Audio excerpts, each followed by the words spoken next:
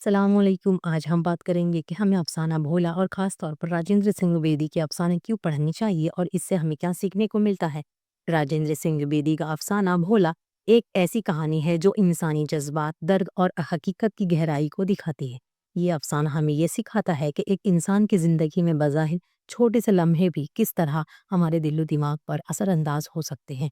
बेदी जी ने इस कहानी में एक बच्चे भोला की आँखों से दुनिया को दिखाया है, जो माशरती हकीकतों और इंसानों के अंदर के सच्चे जज़्बात को बहुत साफ तौर पर समझता है। इस अफ़साने से हमें ये सबक मिलता है कि ज़िंदगी में सच्चाई और मासूमियत बहुत अहम है।